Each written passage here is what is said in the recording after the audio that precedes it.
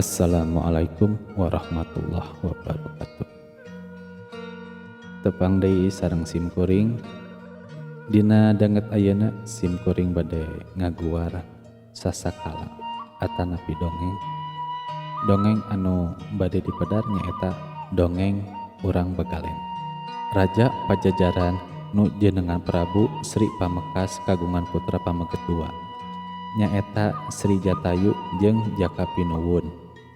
Ari dina hiji poe Sri Jatayu kasoran main sodoran di alun-alun. Ti peutingna anjeunna lolos lantaran ngaraos lingsem. Sanggeus jauh ti nagara jol anjeunna ka basisir, teras bae mapai-mapai basisir ngajugjug ka beh wetan. Tekung silila sumping di desa Awu-awu. Nya teras bumen-bumen. Kagungan garwa malah kagungan putra nu katelah Adipati Katumuyu sarta ieu putrana deui nu katelah Jaka Awu-awu langit. Kacarita Jaka Panuwun sanggeus kuningaeun yen rakana lolos ti nagara, anjeunna ge tuluy lolos. Kersana nyusul raka sanggeus sababaraha taun aprak-aprukan jol anjeunna teh sumping ka desa Bagalen. Kabeneran di dinya teh mendak jodoh. Atuh tuluy bae bebatah nepi ka kagungan putra. Kakasihna Kandiawan anu engkena puputra deui. Ngelah Kiai Panuwun ngalap jenengan Kang Eyang. Ai Kiai Panuwun puputrana istri kakasihna Larawetan alias Nyai Bagalen. Kersaning nu Maha Agung nyaeta Nyai Bagalen teh kapigarwaku Jaka Awu-awu langit. Jadi tunggal sakaruhun pada terah Pajajaran. Aranjeuna bumen-bumen di Gunung Plaga jadi juru tani bae sakumaha galibna urang dinya. Kajaba ti pepelakan anu lumrah resep pisan Jaka Awu-awu langit teh melakatan hideung kacang kedelai hideung. Nyai Bagalen satia pisan tur saregep kacida ngawulaan ka caroge teh. Numutkeun piwejang sepuh istri kanu jadi caroge kudu nganggap panutan lahir batin tambah-tambah sumujud ka caroge. Sanggeus kagungan putra istri 2 nyaeta Rara Takar jeung Rara Pitrah.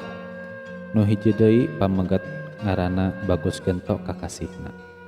Ari eta Bagus Gento resep nyawa anak sapi, barang peuting tara jauh ti anak sapi. Kocap dina hiji poe Bagus Gento keur ulin jeung anak sapi. Ari Nyi Bagalen ngagentrum nepa sarta ngabuligir teu nganggo kemben. Nyaeta supaya tiasa nginangan Bagus Gento bari nepa. Da pinareupna panjang kacida beunang dikenyot di tukang. Tengah poe biasana sok nginang. Harita ge eureun kakara kanyahoan yen anu ngenyot teh anak sapi lain putrana. Nyi Bagalen pohara pisan benduna sarta harita keneh ngan ngagemplang bae anak sapi teh diteunggel ku barera. Barang datang Bagus Gento gantawang Nyi Bagalen sasauran. Maneh Gento disarek poe ieu teu meunang ulin deui jeung anak sapi. Jeung maneh turun tumurun henteu meunang miara anak sapi. Lamun maneh katut sekeseler maneh ngarampak larangan ibu, geus tangtu meunang cilaka. Kocap dina hiji poe ninggang poe Salasa wage Jaka Awu-awu langit aya di leuit nuju ngelapetan hideung. Arinya Bagalen mah biasa bae keur ngekentrung nepa. Bagus Gento keur ulin deket ibuna. Ari putra nu 2 digero-gero teu aya nyemalan. Nyi Bagalen salampang manah teras bae sesauran bedas ngarah kadangu ku carogena saurna. Kang Mas, si Pitra sareng si Taker ti tadi teu araya, cik tinggalian heula bilih kumaonam, ieu kuring keur pameng. Walon carogena. Moal nya leungit onaman keur arulin bae meureun. Sasauranana kitu bari jongjon ngalapetan hideung teh. Kapan pare teh keur malaban budak Kang Mas? Ceuk Nyi Bagalen bari dumareuda bawa ninggegel ka putra. Ari barudak teh diteangan kaliru rasa kuring mah. Walon carogena deui. Heug engke ari geus rengseng ngelap urang teangan. Ngadangu walon kitu Nyi Bagalen leungit kasabaranana. Tepana dialungkeun jul ngadeg nyandak barera. Tumpukan pare diubrak-abrik ku barera, gorehel bae putrana 2nana geus jadi mayit. Leuitna dipecengkeun, ragragna di desa wing kati numpuk. Nyai Bagalen jongjon ngagugulung mayit bari nangis. Ngajerit maratan langit meceak maratan jagat. Ambek nyedek tenaga midak keheul ka nu jadi caroge. Ku talingahanana nepi ka meunang balai nu sakitu gedena. Sanggeus manahna rada leler kakara Nyi Bagalen sasauran. anak orang sadua-dua jadi mayit lantaran Kang Mas lalawora. Ayeuna mah urang pepegatan bae. Kuring rek wangsul ka desa Bagalen sigen torek dibantun. Ndak ngiring sareng Kakang mah bilih katinihan pare. Walon carogena tereatna salah Kakang dalantaran Kakang kurang hati-hati. Nu matak menang balai teh. Tapi ari hakikat nama tunggal kersa nu maha kawasa. Jeung deui anak teh barang titipan urang tengah boga-boga. Ayeuna dipundut di kuno kagungan urang teu meunang ngoretkeun ngan kari sumaraha bae kana kadar. Nyai Bagalen sanis kanten oge kadar nanging kadar anak urang mah nu dongkapna ka aja lantaran Kang Mas kapati-pati ku pare. Jaka awu-awu langit Kakang oge geus tarima yen unggal jelema kudu ngaranapan maut mungguhing maut teh rupa-lupa lantaranana. Nyi Bagalen kasauran Kakang teh leres sani kanten kersa pangeran kuring oge nyuhunkeun dina linisan teu kersa pangeran sareng kuring teu tiasa ngaletak cidu ayeuna mah urang pondok jodoh panjang baraya wae. Jaka awu langit ngahulang sajongjonan sanggeus kitu kakarasa sauran ka putrana, "Hei gento, anak bapak mangka inget ujang saturun tumurun teu meunang indit-inditan atawa hajat dina poe Salasa wage. Jeung deui teu meunang melaketan hideung saha-saha nu ngamprat eta larangan geus tangtu meunang balai." Jaka awu-awu langit harita teh disinjang poleng randa sameja. Di udeng wulung eta ge jadi pacandu bagus gento.